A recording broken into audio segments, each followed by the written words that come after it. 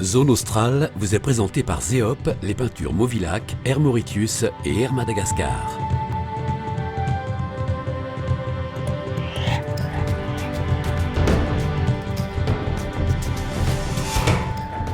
Pour cette 4e semaine à Madagascar, Zone Australe vous emmène dans le nord-est de la grande île pour découvrir l'or noir de la Sava, la vanille. 70% de la production mondiale est récoltée dans cette région.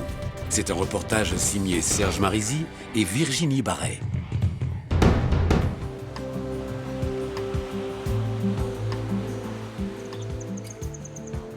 Au nord-est de Madagascar, la région Sava se distingue par sa végétation luxuriante et un climat propice aux cultures.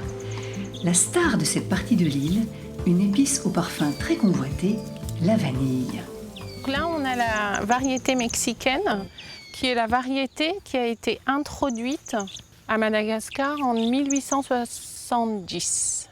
Les feuilles qui ont trop brûlé. Peu de temps après, le pays devient premier exportateur mondial de vanille. Aujourd'hui encore, près de 70% de cette production se fait dans la région Sava. Mais de la liane à la cale du bateau, le processus est très long. Il faut déjà différencier les nombreuses variétés de la plante. Sur la plantation, on a donc 8 variétés de vanille qui sont connues. Et chaque variété se caractérise par la forme de la liane, la forme des feuilles. La vanille sauvage est celle-ci, c'est celle qui pousse naturellement à Madagascar et celle que vous rencontrez dans tous les sous-bois. Et cette variété a donc été créée... Près de la ville de Sambave, le domaine d'Ambouimantre abrite une plantation de 60 hectares. Mais il a aussi une vocation de conservation. On peut y admirer différentes lianes, de la plante sauvage, non exploitée, au type hybride créé en laboratoire.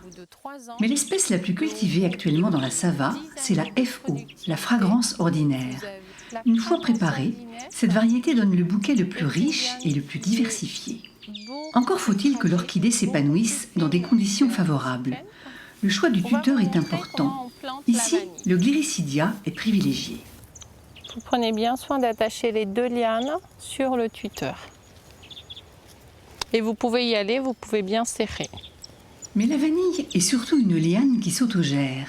L'exploitation d'Ambouimantre est née d'un programme européen. Il s'accompagnait de certaines recommandations quant à la manière de cultiver cette épice. Pourtant, les équipes se sont rendues compte qu'il fallait parfois laisser faire la nature.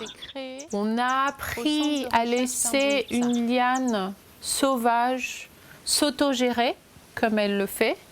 Elle le fait beaucoup mieux que ce qu'on aurait pu lui demander, ce qu'on aurait pu lui faire. Vraiment la laisser se développer à son rythme, donner ce qu'elle a envie de donner, mais l'encourager dans ce don et dans ce développement. Vous aurez les 3 pétales. Une fois l'orchidée bien installée, elle peut enfin donner des bourgeons. Les fleurs ne s'ouvrent que pendant une journée. La pollinisation se fait tôt le matin. Les marieuses se substituent à l'abeille endémique du Mexique, inexistante dans cette partie du globe. Elles procèdent donc manuellement à l'opération délicate qu'est la fécondation. C'est ça qui empêche la partie mâle et femelle d'être en contact. Donc c'est la partie que l'on va remonter. Et la poche de pollen va pouvoir être rabaissée. Et là, la fleur est fécondée. Il faut 9 mois à une gousse pour se développer. Comme toutes les fleurs ne sont pas pollinisées en même temps, les gousses atteignent leur maturité les unes après les autres. Et il faut passer plusieurs fois sur la même liane pour toutes les ramasser. La vanille est une petite princesse qui demande une attention de tous les instants. C'est un produit très capricieux, très mystérieux, très riche aussi. La manière de la travailler permettra de sublimer ce produit de base où elle pourra s'exprimer complètement, entièrement, ou alors si on ne la respecte pas assez et puis la maltraiter dans le processus de traitement fera qu'elle n'exprimera pas la totalité de ses mystères. Ce travail de longue haleine ne s'arrête pas à la récolte. Pour produire 1 kg de vanille noire, il faut 5 kg de vanille verte et plusieurs semaines de préparation. C'est maintenant qu'on commence à donner du soleil pour faire enlever d'abord le parfum, À Sambave, Makboul est l'un des grands exportateurs de cette épice.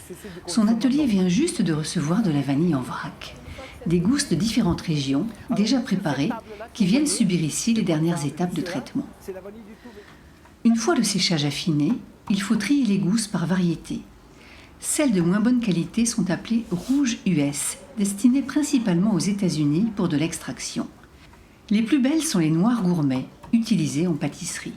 Si la noire elle est vendue par exemple à $80 départ nos magasins le kilo, la rouge elle va être vendue à $50. Donc il y a 30 à $40 de différence entre la rouge et la noire.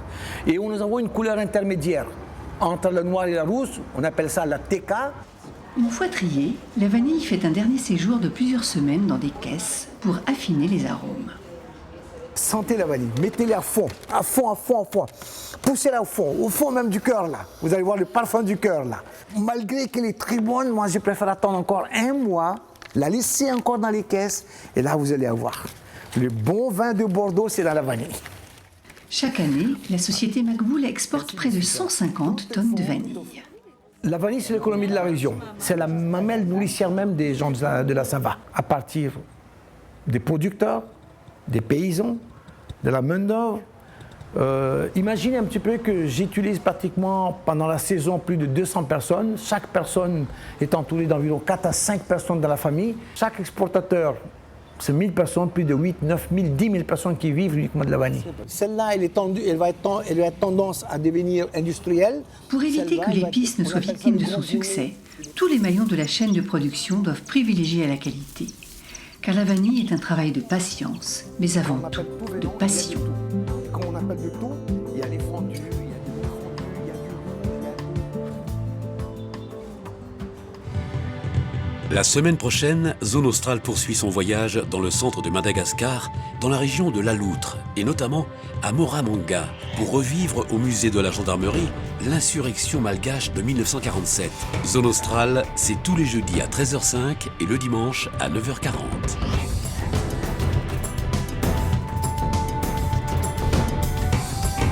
Zone Australe vous a été présentée par Zéop, les peintures Movilac, Air Mauritius et Air Madagascar.